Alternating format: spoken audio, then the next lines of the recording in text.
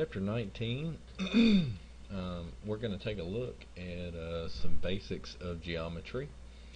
And the first term that we talk about is the perimeter of a figure. Okay, well, it's real simple. If we know the lengths of the sides, as in this figure here, a polygon, okay, it has four sides, and none of them are equal in length, but that doesn't matter, okay, and we don't have to know the angles between the sides. As long as we know the lengths of each individual side, we can calculate the perimeter.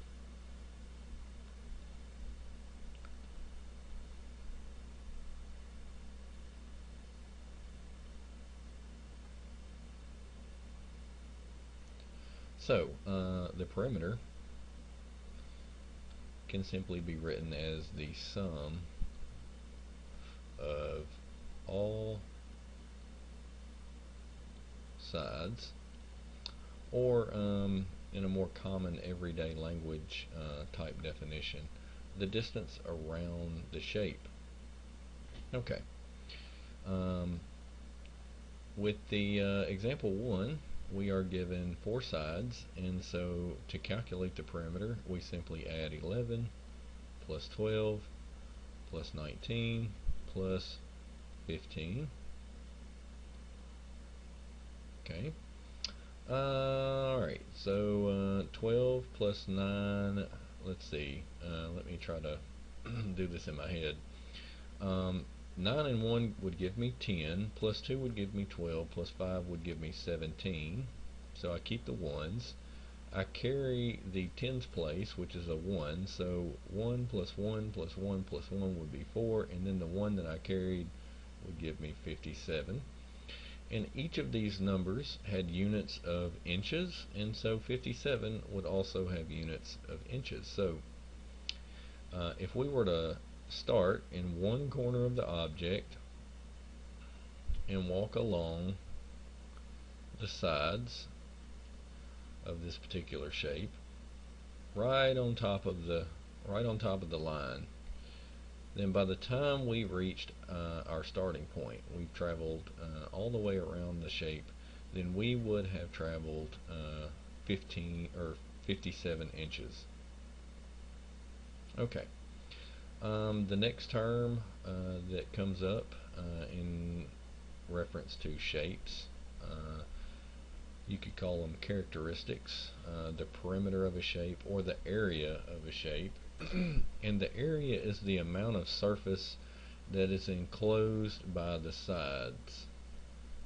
Okay, so there's no breaks in the sides. It has one continuous shape. Alright, all the sides are connected. The area enclosed can take on several dimensions in terms of feet, yards, inches, etc. We write squared units. Okay, so for perimeter, we could say that depending on the units, we could have inches, feet, but there is only one unit. Okay, inches, feet, yards, meters, and so on. But when we talk about units of area, we square the particular unit. Okay, and let's see, let's just go to example 2.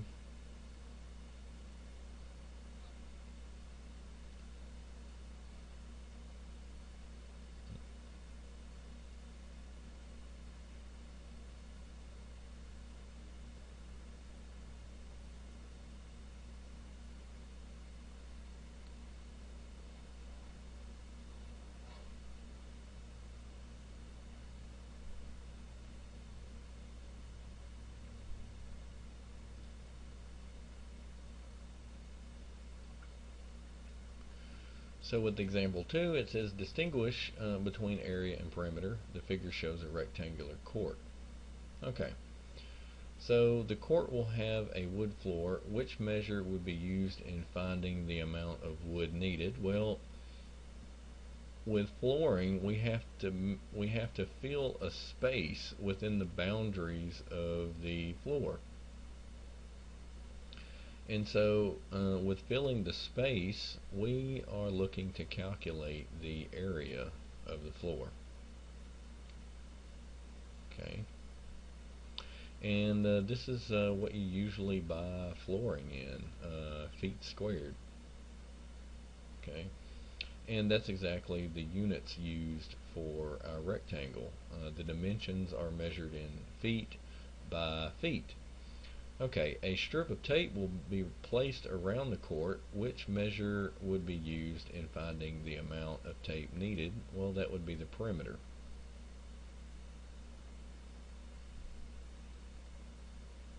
Okay, and again, the perimeter is the sum of the sides. Okay, well, what is the area?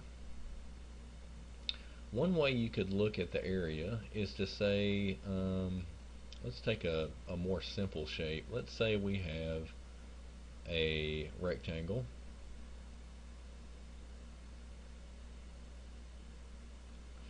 That is, okay, it's a rectangle, so the sides opposite are equal. Let's say we have 3 units for the length and then 2 units for the width. Well, what this means is that we can take the side and it has 3 equal units contained inside each side.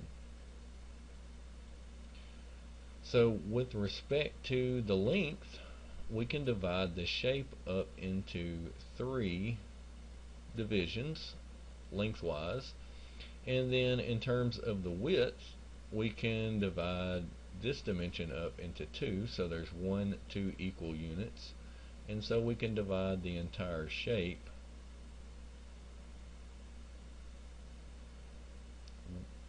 with respect to the width in half. Okay, so width-wise, if we divide it by 2, and then lengthwise we divide it by 3, then what we see here is squares. Okay, this is a 1 by 1 unit.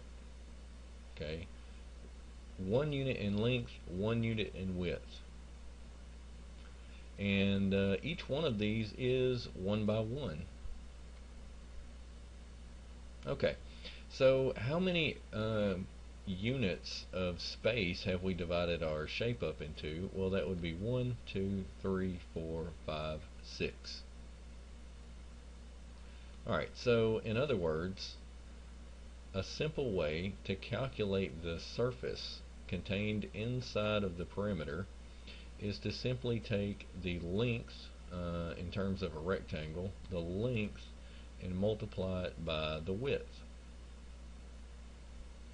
So if we divide it up, if our length is 3 units and we divide the shape up into 3 units, and then our width is 2 units and we cut all of those into 2 units, then we have 2 times 3, which would give us 6. And then depending on whether we measured this in feet or inches, let's say that we measured it in terms of inches.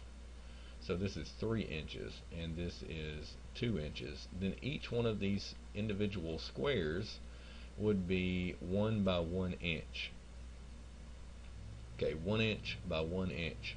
So in terms of length times width and the units, we could write inches times the other unit, inches, and so inches times inches would give us inches squared. Alright, so if we apply this same idea to a larger shape, of course it would be very tedious to divide this up lengthwise in terms of 92 units, and then with respect to the width, 72 units. So you wouldn't want to go about it that way. You would just want to use the fact that we decided or determined that the area can be simply calculated by length times width,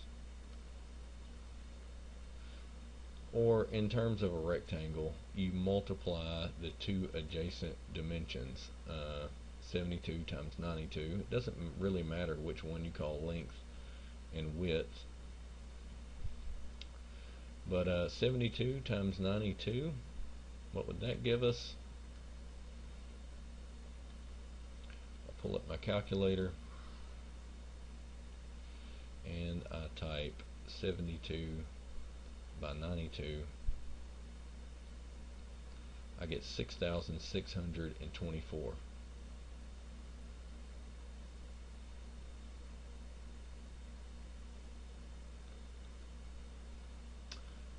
We were given feet for 92 and feet for 72, so this would be feet times feet. Feet for the length, feet for the width, and so in the end our units of area would be feet squared. And so this would be amount of square feet that I would need to order or purchase in terms of our wood floor. Okay, perimeter, much more simple.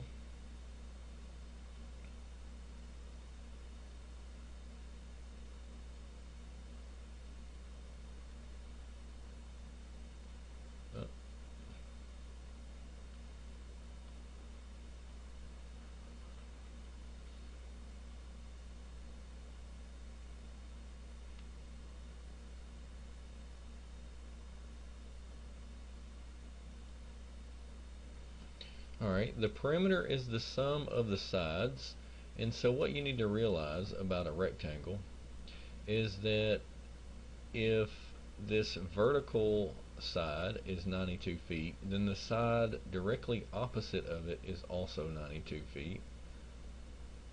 And then if the width is 72, then this side opposite of it is also 72. So what we get would be a length plus a length, okay, for the two 92s, and then a width plus another width for the two 72s. And if we simplified this expression, we could write 2 length plus 2 width using multiplication. So to do the calculation, we'd simply take 92 and multiply it times 2 and add that to 2 times 72.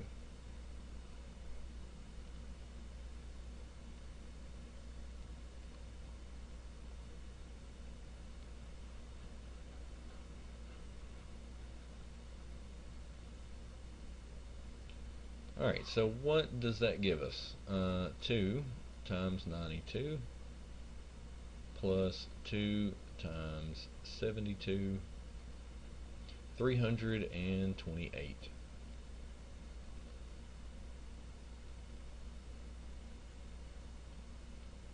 Okay, now in this form, the perimeter, where we have 2 and 2 multiplying the length and the width, this 2 is unitless, and so the only units we get out of 2L would be feet.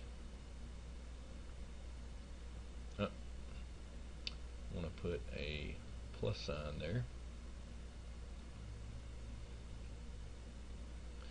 And then 2 is unitless. It just comes from the fact that we have 2 widths, and so in that case, width is measured in feet. We said the width was 72. It's measured in feet, so feet plus feet would equal feet. Okay, you only get the exponents in the units whenever you multiply them. And so once again we add feet plus feet, and so our 328 would have units of feet. So when you calculate area, you get square units. When you calculate perimeter, you get these single units: feet, inches, yards, miles, etc.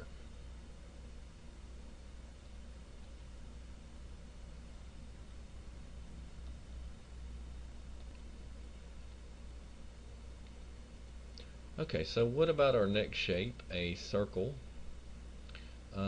Here we have the formulas for area of a circle and circumference of a circle. And in terms of the circumference of the circle, that is pretty much the same as the perimeter. If we were to start at some point along the edge of this circle and walk directly along the edge around the shape until we return to the original starting point, we would walk the circumference of the circle. And the way you calculate that is you take the number pi and you multiply it times 2 and the radius, or you can take pi and multiply it times the diameter. So the question is, what is the radius and what is the diameter? Well, the radius is simply the measurement from the center of the circle right here, okay, and directly out towards the edge of the circle. It's this distance between the edge and the center. Okay, what is the diameter? Well, the diameter is the distance between one side of the circle to the other, with the condition that you pass through the center in a straight line. So the diameter is, in other words, twice the radius. Okay, so we have the formula for the circumference. A couple options depending on whether we're given the radius and the diameter. Well, what about the area? Well, it's not as logical as the square or the rectangle is, but here we have our formula. And down below you can see that pi is usually approximated. Pi is an irrational number. If you enter it into your calculator, second, okay, and then this rooftop symbol, the blue pi symbol just above it, we have to hit second to get to it. If we hit enter, you can see that we get approximately 3.14. But in actuality, 3.14 is just an approximation. The digits actually continue to infinity. Okay, they never end, and they never repeat. They never form a pattern to the right of the decimal point. Okay, it's an irrational number, so what we do is we just approximate it to either 3.14, or if you want to use the fraction form, we have 22 divided by 7. Okay, so to calculate the area of a circle, we use the constant 3.14, and this is unitless, it's just a number, and then we have the radius, the distance from the center of the circle to the edge in a straight line, and we take the radius and we square it. Okay, and then next, another feature of a circle that you can talk about is the chord, and this is simply the same idea as the diameter, except a chord does not pass through the center of the circle, okay, without passing through the center of the circle.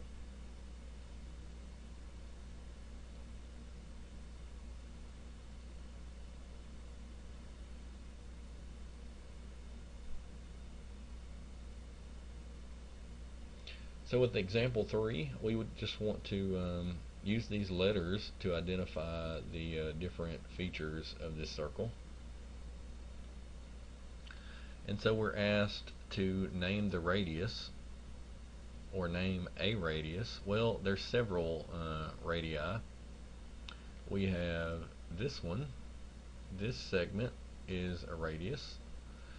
any line connecting the center with the edge of the circle would be a radius. So here we have another radius, and then here's another one, radius. So we have 1, 2, 3. If we wanted to name them, we could write HE. We simply use the point labels of the ends of the line segment. And so we have HE, we have FE, we have GE,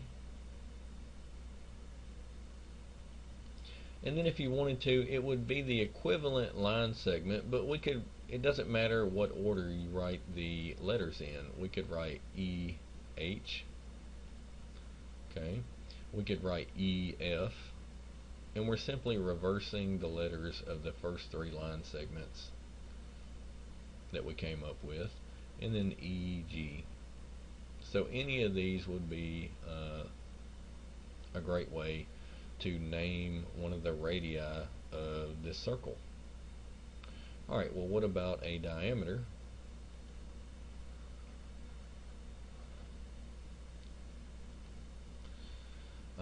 Well, for a diameter, we want to pass through the center, and the center is labeled E, and we want to connect one side to the other in a straight line. And so we only have one diameter here. We have GE, which could be called also, it's equivalent to EG. Or, oh, sorry. I used the wrong letter. We actually want to use F, because E is the center. We don't want to stop with the center. We want to pass through the center and continue to the opposite side. So GF is what I should have said.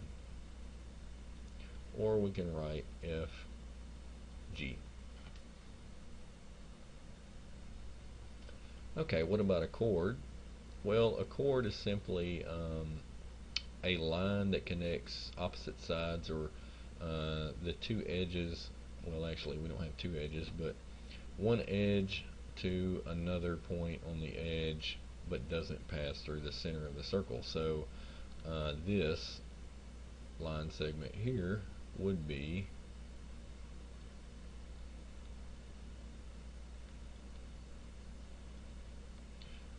called a chord, and the endpoints are J and I. Likewise, we could name it a different name. It would represent the same segment, but we could reverse the letters and call it IJ. Okay. D says if the length of EH is 5 units, what is the length of FG? Well, let's take a look at our shape and figure out which characteristic EH is. Well, okay, where's EH? EH starts at E and ends at H, and this is known as a radius. Okay, and they're telling us that this equals 5 units. So the question is, what is the length of FG? And FG is a diameter.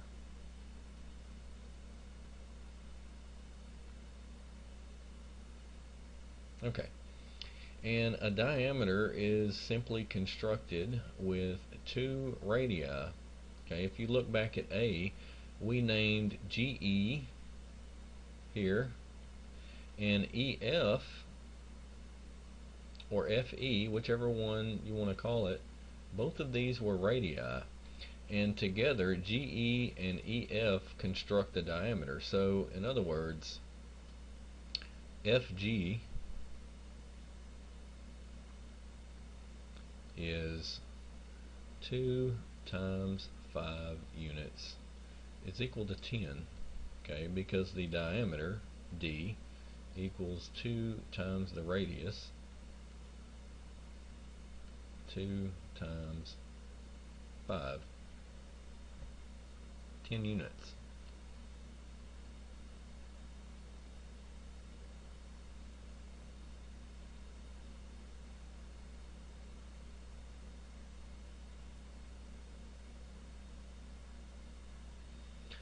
Example 4, we're talking about a pizza now, and it says that it has a diameter of 10 inches. What is its circumference? Okay, it gives us sort of a hint. Use the value 3.14 for pi, and do not round your answer. Be sure to indicate the correct unit in your answer. So, what is the circumference? You have to memorize these formulas. And there's a couple ways that you can calculate the circumference. You can use the formula 2 pi times the radius, or since 2 and r,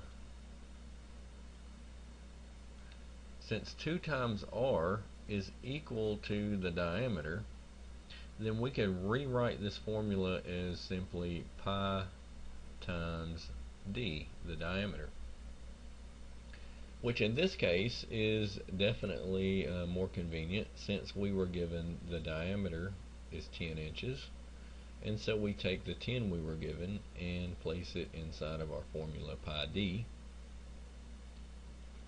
Pi, we were told, is approximately 3.14. If we multiply that by 10 inches, and I'll just put in the number, multiplying by 10 moves the decimal place to the right 1 unit, or 1 decimal place, so we get 31.4, and pi is a unitless number. So unitless number times a number with units of inches would result in a number that had units of inches. So our circumference is 31.4 inches.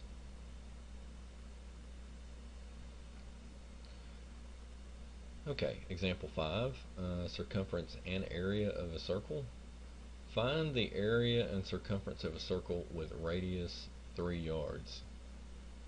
Alright, so we have circumference, and we just mentioned the two forms of the formula, 2 pi r or pi d, and in this case, since we were given the radius, we'll use 2 pi r, and then we also want to calculate the area, and this one is pi r squared. And so if you get these two formulas confused, just remember that area is measured in square units, and the formula is the one with the square, the 2 for the exponent, r squared. So for the circumference, we have 2, we replace pi with 3.14, and then r was given in 3 yards, and so we have 2 times 3.14 times 3,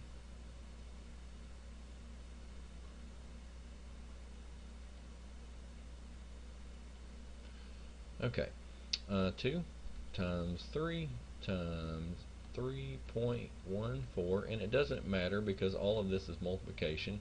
It doesn't matter what order you multiply the numbers in. Hit enter, we get 18.84. So the circumference is 18.84, and the only factor in this product that had units is the r, and r had units of yards, and so 18.84 will also have units of yards. Okay, so in terms of this shape, this circle, if we started here along the edge of the circle and we walked along the edge all the way around until we returned to the same spot on the edge, this distance would have been 18.84 yards. This is the circumference, C, from start all the way to finish, return to the same spot. Okay, so the circumference is a length, a distance. Now for the area, it is the amount of surface enclosed inside of the edge of the shape. Okay, pi is also a factor of the area, so we write 3.14, but it doesn't contribute any units. And r is still 3, but now we square 3. And so what we get is 3.14 times 9. And if I pull up my calculator and I calculate 3, oh,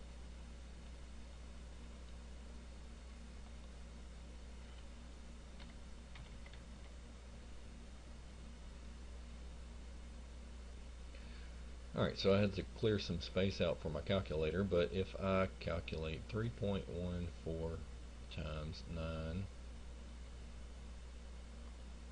I get 28.26.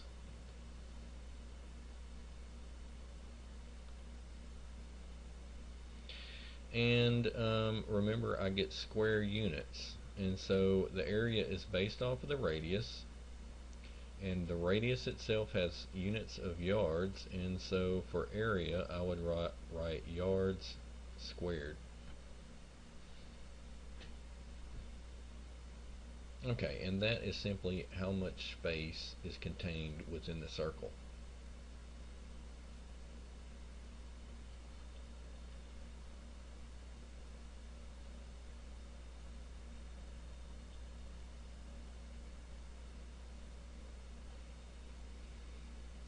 Example 6, find the radius or diameter of a circle given its circumference.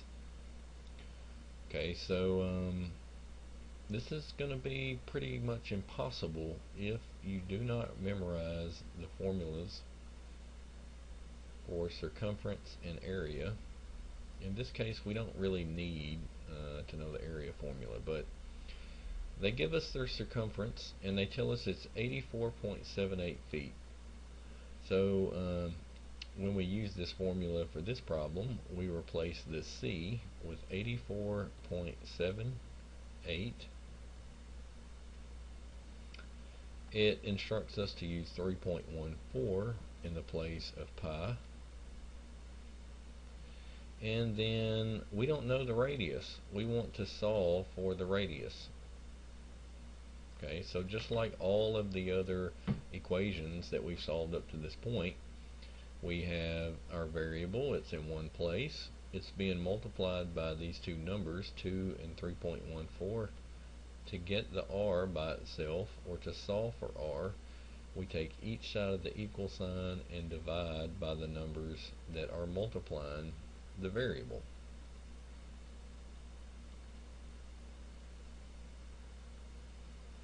So the 2 cancels, pi cancels, and we get r equals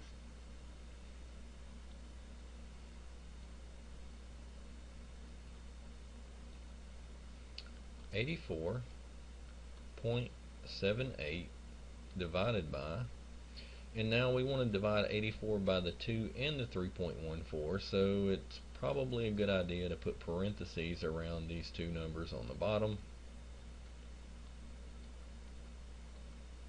Inside parentheses we multiply them, and now we hit enter and we get 13.5.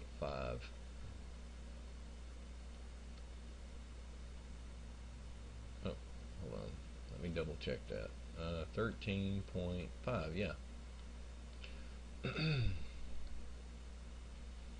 Alright, and since our circumference units were based off of feet, then so will our radius. And so this is 13.5 feet.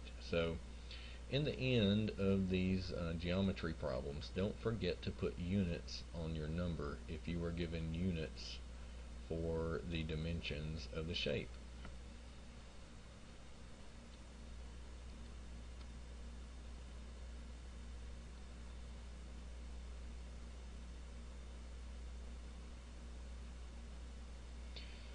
So here we are, we've made it to rectangles, and we've already talked about these formulas. But again, we see that area is equal to length times width. So for instance, if the length, let's say it was 4, and the width was 2, if we wanted to calculate the area, we could look at this as dividing up the space inside of the sides of the shape according to the length in 4 equal divisions, and I tried to make these as straight as I could. So divide the length up into 4 different divisions, and now the width, since it measures 2 units, okay, this distance is 2, then we would divide the shape in 2 with respect to the width. And so we end up with 1, 2, 3, 4, 5, 6, 7, 8 8 square units inside of the shape. That's how much area is enclosed in the rectangle. And instead of actually dividing it up into the equal squares, we could have just calculated it by multiplying the length times the width and gotten the same result, 8. Okay. And then the perimeter, it's nice if you can memorize this formula, but the perimeter can be calculated by just simply adding all of the sides up. And with that being said, if you're told that you're dealing with a rectangle,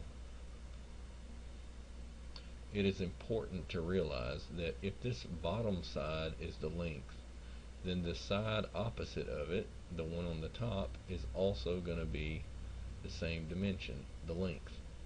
So in the perimeter formula, we have 2 lengths, the bottom and the top, and then the same situation with the width.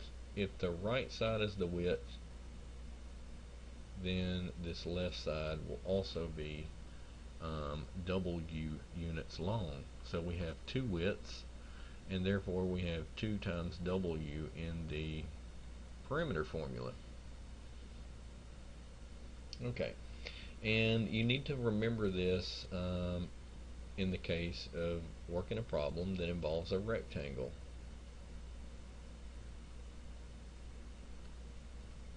Opposite sides are equal with a rectangle. Okay.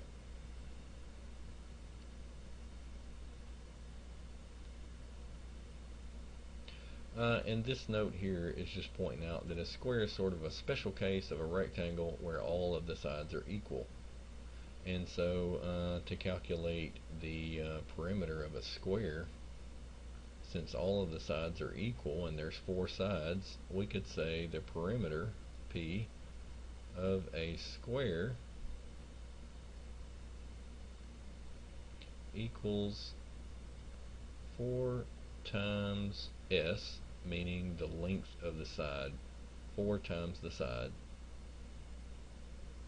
Alright, example 7 says we have the perimeter of a square or rectangle. Well, that's just the title of the example. It says find the perimeter of the square. So it's important that you pick out, if you're told, what kind of shape you're dealing with. Be sure to write the correct unit in your answer. Okay, so we're told that this is a square. That means that if this bottom side is 21, then every other side also measures 21, and they would be measured in units of centimeters. So what's the perimeter? That would be 4 times the side, which in this case is 21. 4 times 21 is 84, and 4 was unitless. We adopt the units of the 21, which would be centimeters.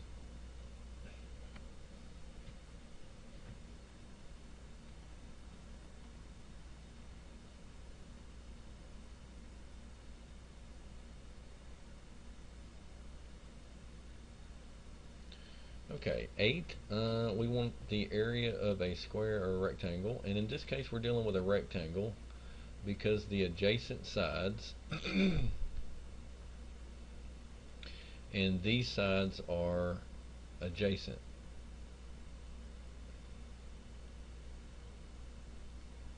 Okay, they are connected at this point. Alright, so in other words, this side here is not adjacent to this opposite side. Okay, this side and that side not adjacent. Alright, these sides are opposite sides.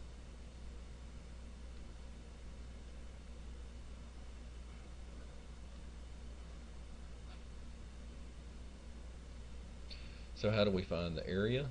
Well, we only need these dimensions. We need one length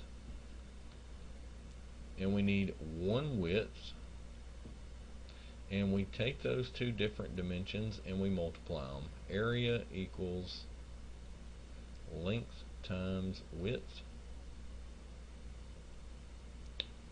and so we would write 13 times 7 and that would give us 91. Now, each of these units, or each of these numbers, 13 and 7, had units of meters, m for meter, and so what we're doing here is we're taking the units meter and multiplying it by another unit meter. And these units work just like variables.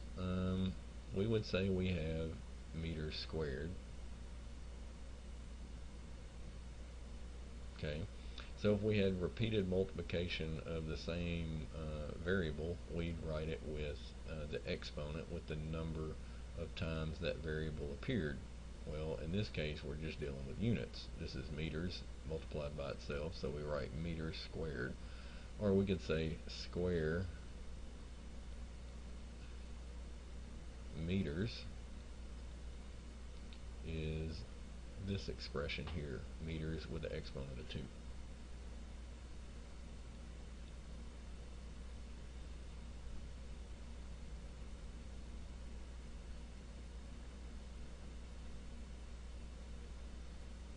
Okay, here we have a new shape, a triangle. We are given the area formula, and in this case we have 1/2 base times the height. Okay, and don't just read over this. Base and height don't refer to just any measurement made with respect to the triangle. Okay, it is important that the height be measured perpendicularly to the base, meaning that whichever measurement the height is must be 90 degrees to the base. Okay, and also at the same time, when the height is perpendicular, then it must extend from the base all the way to the farthest point from the base to this point on the top of the triangle. Okay, so in other words, if we were to have another segment here that was also perpendicular to the base, like this, This would not be the height because it doesn't extend from the base to the highest point on the triangle. So this is not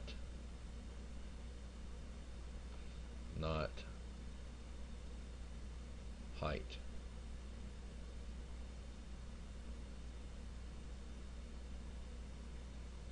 Okay, this measurement is the height. Alright, and then the perimeter, nothing really special about this formula. It's just side plus the third side, and a triangle has three sides. Alright,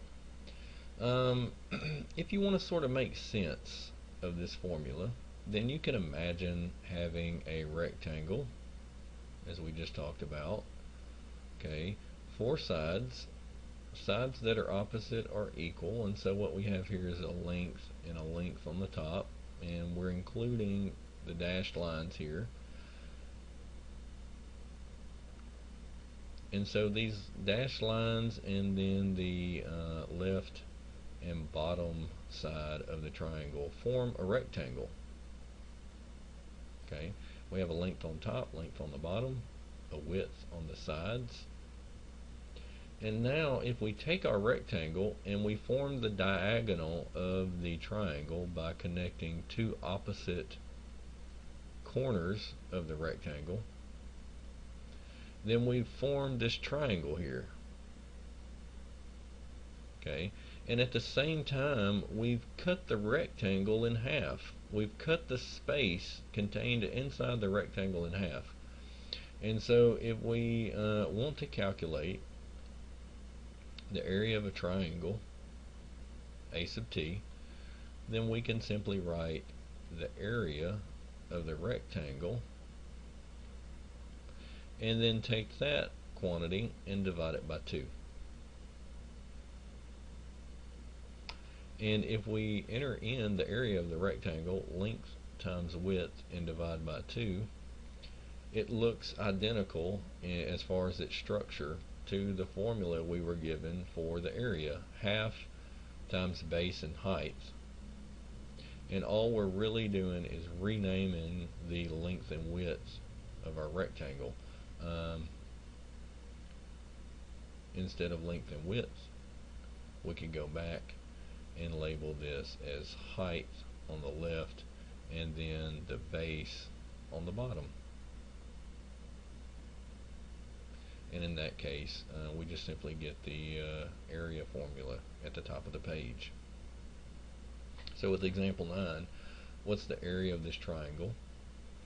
Well, in this case, this is a special type of triangle. It's called a right triangle because two of the sides actually form the 90 degrees.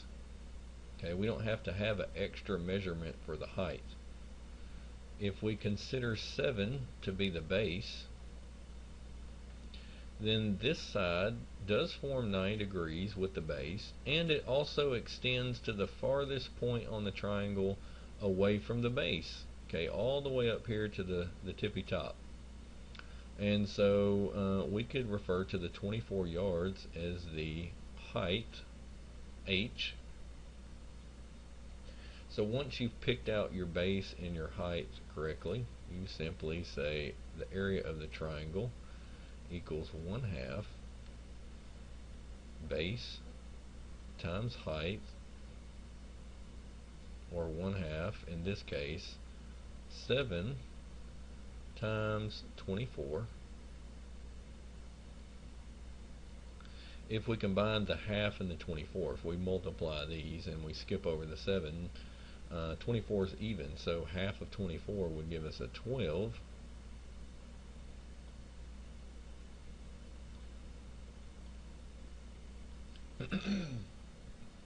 And 7 times 12 gives us 91.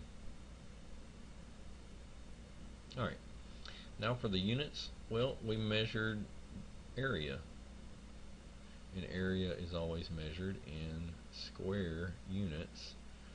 The individual dimensions of the triangle were given in yards, and so we would label our area with yards squared. And also notice that we did not use the 25. Okay, 25 could not be used in the calculation of the area of this triangle.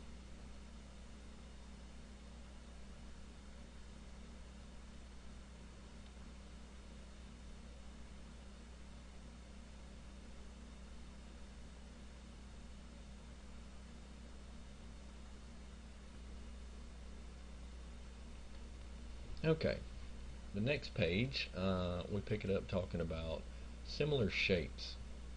Okay, and it tells us that similar shapes have the same angles on the interior angles. Okay, the same measurement of the angles, but not the same sides, but the sides are proportional. Okay, so in other words, if we compare these two shapes below, then what we have is this angle measures the same as this one on the smaller shape,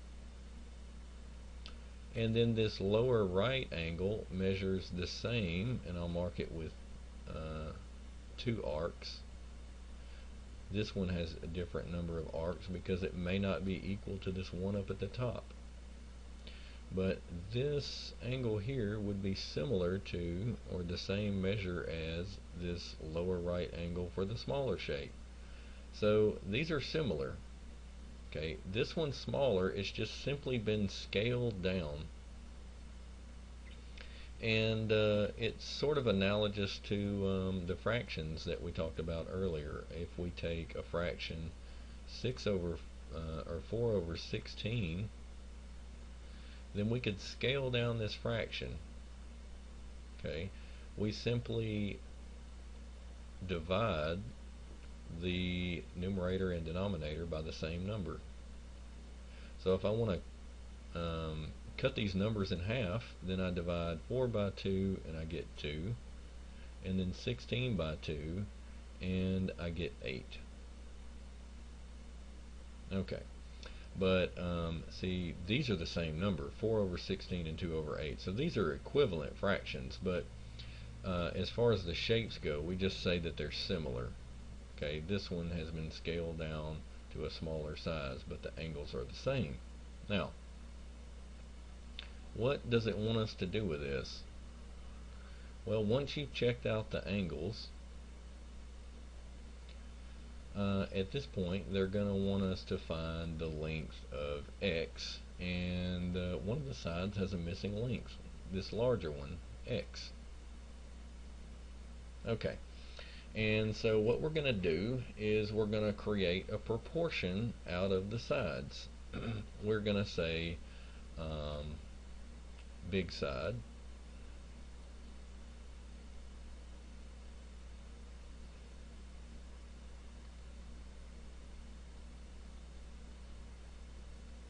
or a side of the, and big is for the bigger shape, and then we're going to compare it to a different side on the same shape, another big side, and we're going to set that equal to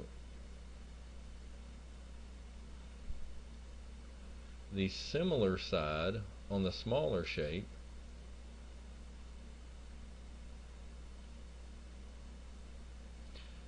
and then likewise with the big side in the denominator.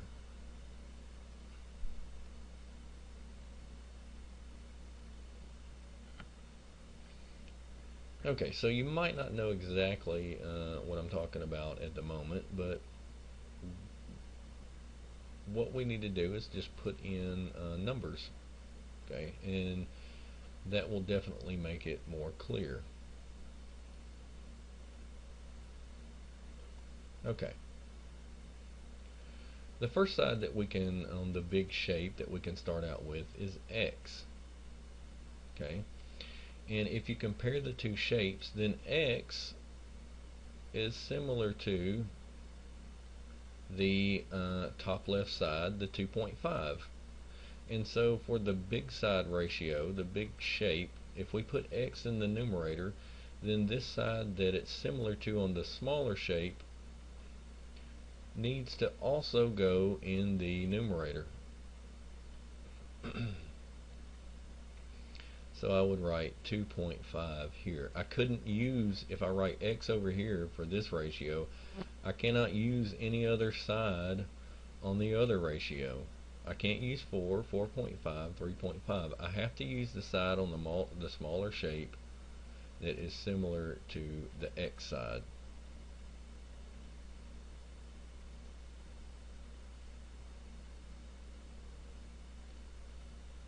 Alright, so for the big ratio, now all I need to do is pick one of the other sides. I could say 24, 21, or this top one, which is equal to 21. So we have two sides that are 21.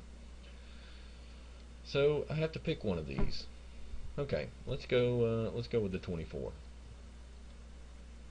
Alright, since I placed this side of the big shape, the 24, in the denominator, I need to use its similar side from the smaller shape, which in this case turns out to be the 4. And so this is how you create a proportion between the similar sides. And as in the previous chapter, to solve a proportion, we would cross multiply. Doing so results in a new equation. 4 times x, bottom times the top, across the equal sign. We get 4x, and we put it on one side of our equal sign, and then we have 24 times 2.5 on the opposite side.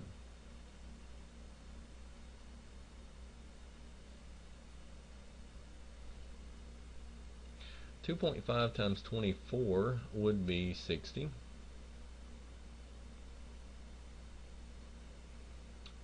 And now to solve for x, we divide by 4. And we get x equals 15.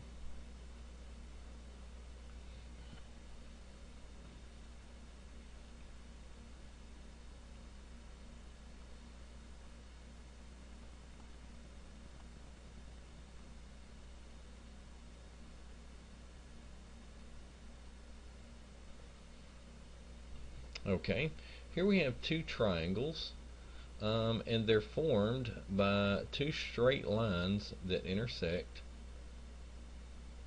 And to complete the triangle, we've used these sides. We've closed off the angles, and so we've sort of done this. We've constructed two triangles using two lines, straight lines that intersect, and then the open ends, we closed them off with parallel lines.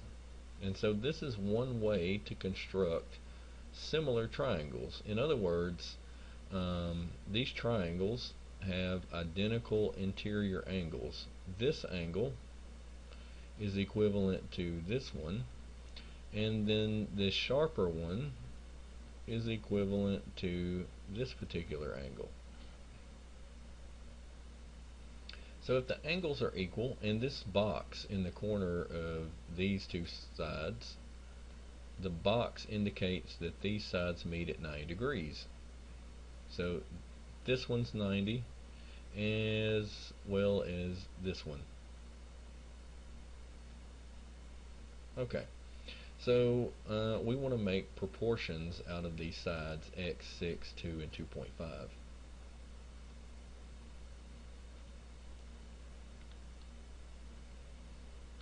The proportion on the left I'll use for the big triangle, and the proportion on the right side of the equation I'll use for the smaller triangle. Okay, so what I'm going to do is I'm going to put x on the top, and it forms the diagonal of this larger triangle. So I'll go over here to my smaller one, and I'll pick out the similar side.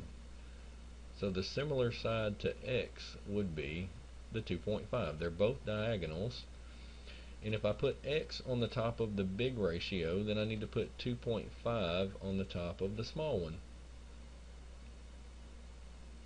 And since this is my big ratio, then I want to use the other dimension that we have, the 6. And the 6 is similar to the 2. So 2 goes on the bottom of the ratio on the right. I have a proportion, a ratio equal to another ratio. To solve it, I simply cross multiply.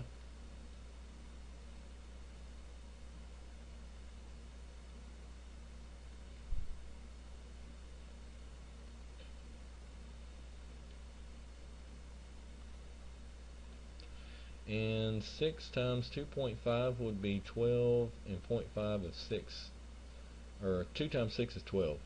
Half of 6 is 3, so 3 plus 12 would give me 15. If I divide by 2, I get x, because the 2 cancels on the left, equals 15 divided by 2, 7.5. And in this case, we weren't given units of our numbers, so we leave 7.5 unitless.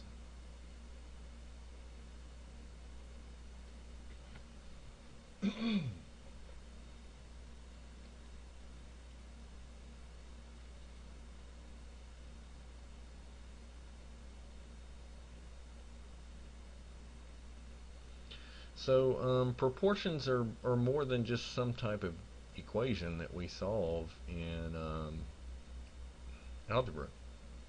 They're really handy. We've already used proportions to convert recipes to perhaps bake us fewer or more cookies, but keep the same proportion of ingredients. And here we have another useful reason for proportions: indirect measurement. Okay, and so example 12 reads, a man wants to measure the height of a nearby building.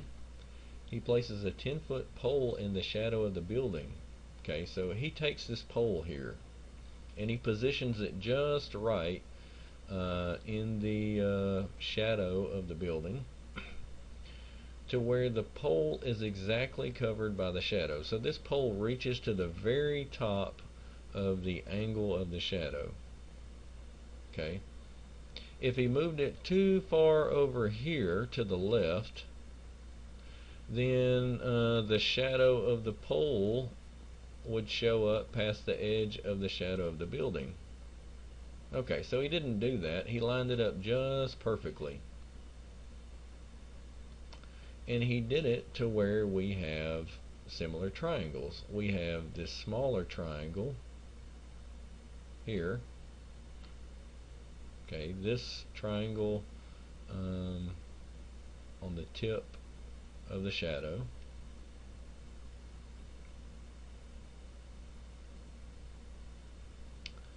And then we also have another shadow or triangle, the larger one, and I'll draw it in a different color.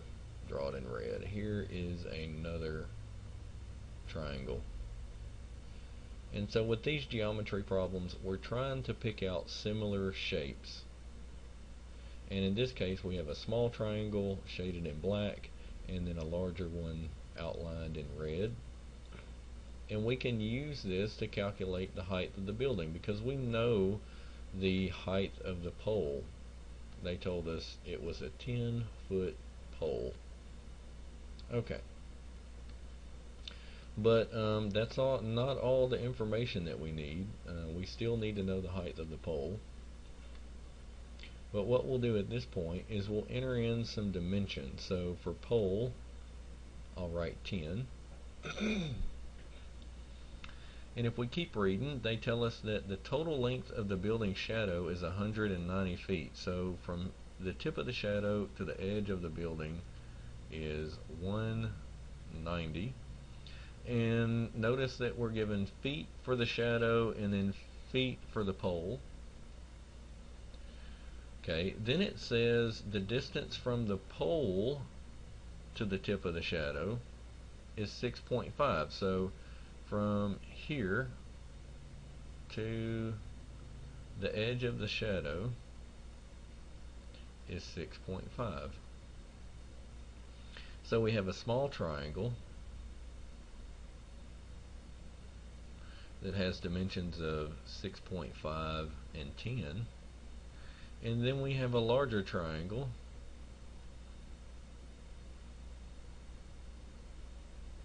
that has dimensions of 190 feet in length, but we do not know the height. Okay, the side of this triangle that is constructed with the side of the building. So we're going to create a proportion. We're going to say small triangle and big triangle.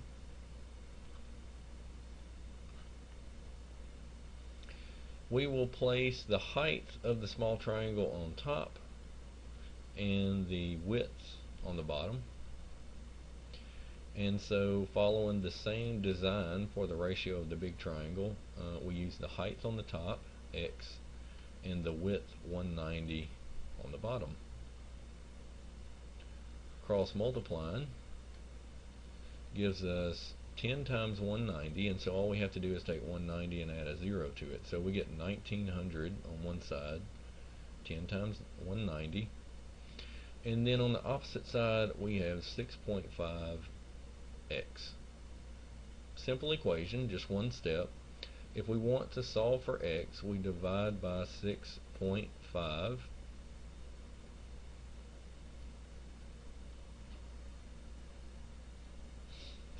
.5 cancels,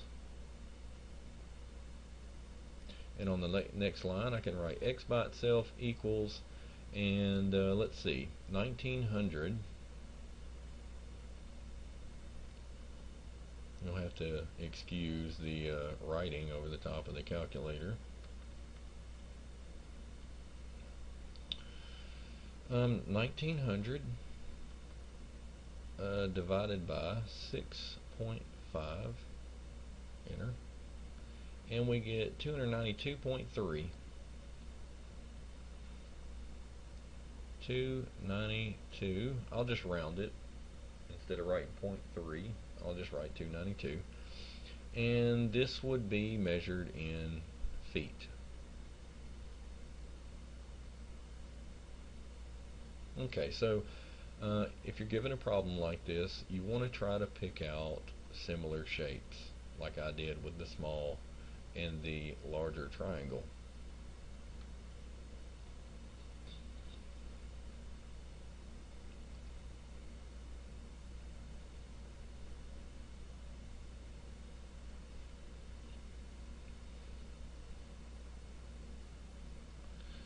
Example 13, it says finding a side length given a perimeter and side lengths with variables. Okay, so here we have a rectangle. Alright, it says the perimeter is 102 units, so right off the bat we can write 102 equals the perimeter is 102, and our formula for perimeter is 2 widths and 2 lengths. So 102 equals 2 widths plus 2 lengths. Okay, it tells us we want to find the length of side AD. Okay, and so AD would be this side on the left of the rectangle.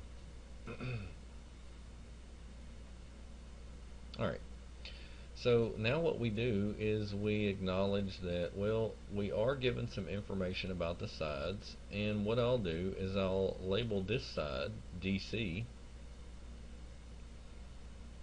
as 3Z, and this side as the length. So now I take my generic variables width and length and I replace them with these expressions 3z and 4z plus 2. So on the next line I'll write 2 parentheses 3z plus 2 times 4z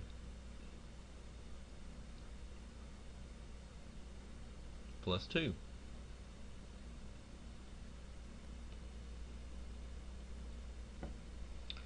And so now we find ourselves back to solving equations, and that's not going to go away. So hopefully by now you've either gotten enough practice or you're still working on it. But solving equations is a critical part of algebra. And with this equation, we have two sets of parentheses, so we just distribute to get rid of them. 2 times 3 is 6. 2 times 4 is 8. And 2 times 2 is 4. On the right, we have like terms 6z and 8z, which makes 14z.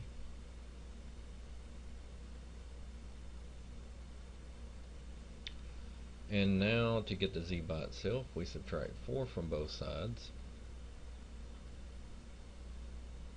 102 minus 4 is 98. We bring the 14z down. We divide by 14.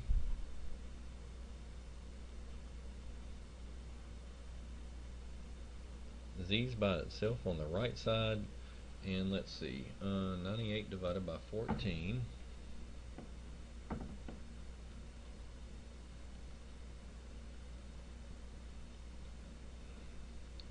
equals 7.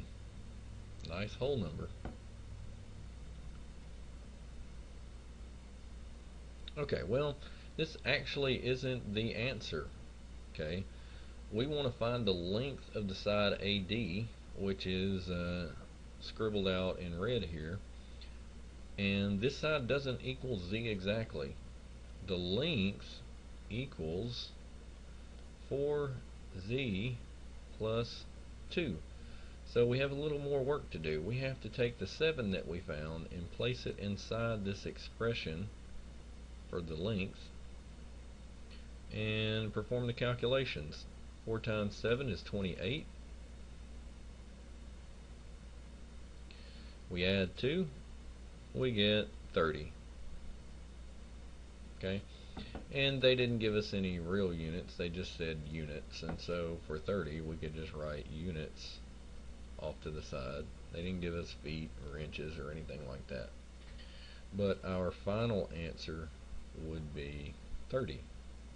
So maybe I should go back over here and remove this box, but finding the 7 was a critical part of this problem.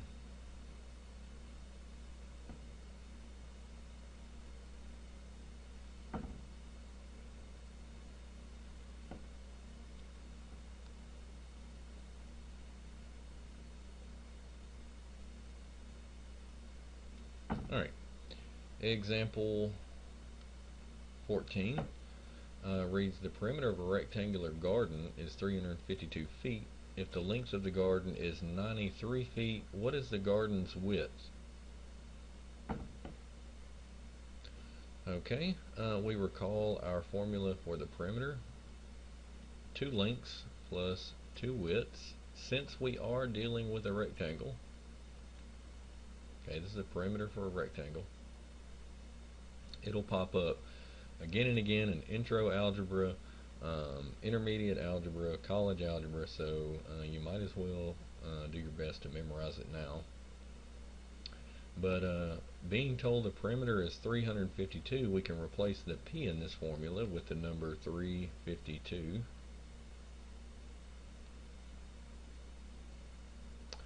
And then, in addition to the perimeter, we're told the length is 93 feet.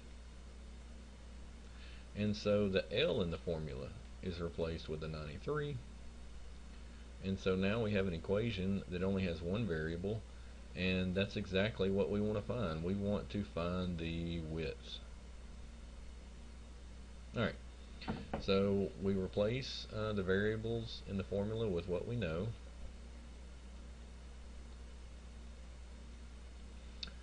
2 times 93 is 186. To get the W by itself, we subtract 186 from both sides. Let's see, we have 152 and then plus 14.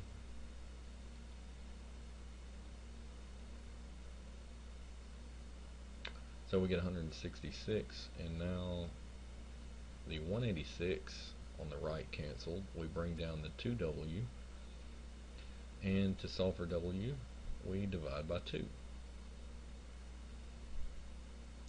And 166 divided by 2 is 84. Wait, no, sorry. That would be 83.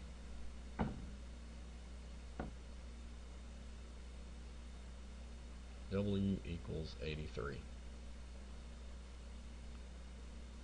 And W represents the width, so we've answered the question to the problem.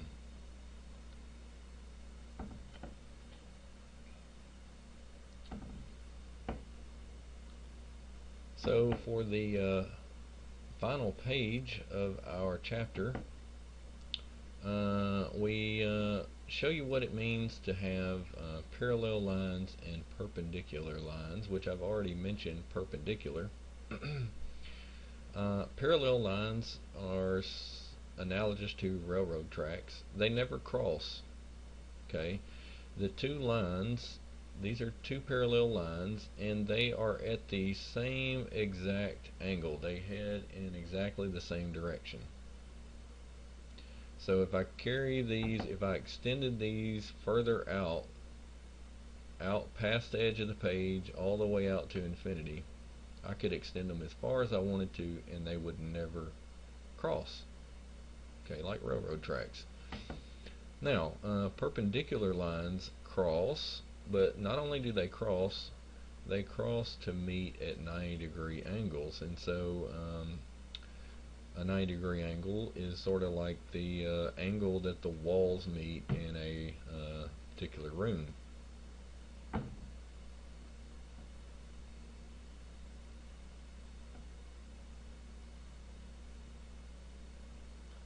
So in 15, we just want to make sure that you can identify parallel and perpendicular lines.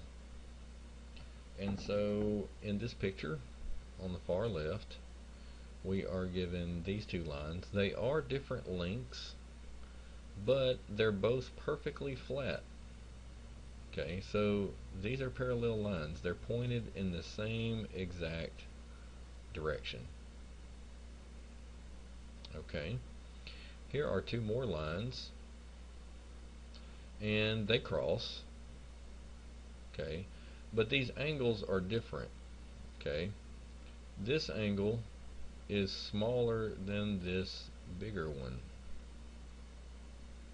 Alright, they do not meet to form 90-degree angles. Okay, a typical room, the walls do not meet at such small angles, so these are neither. Okay, now these two lines intersect, and they also meet at 90 degrees. So here's an example of perpendicular lines. Okay, and here we have our last example, two lines that are off at an angle, but they are directed at the same angle. Okay, so if you wanted to, you could look here, and we've got a grid underneath the bottom of these two lines. If I start here at the intersection of grid marks, for this bottom line, I could simply make it to the next point on this line by going over one and then going up one. And then to go from this point to another point on the same line, I repeat the same path. I go over one and then up one. Alright, and this is sort of telling in terms of the angle that this line points to. Okay, now if we do the same for the next line, the one above it, going from one point to the next, we follow the same steps. We go over one, and then we go up one, and we've returned to the line at a second point. And if we keep doing that, every time we return to the same line. So over one, up one. So these two lines are at the same angle.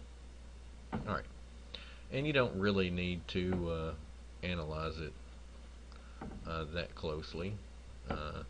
It's probably obvious to some of you that these are at the same angle. So we're dealing with parallel lines. Okay, they don't have to be perfectly flat, or they don't have to be perfectly vertical to be parallel. And so that completes chapter 19. Hope it wasn't too long.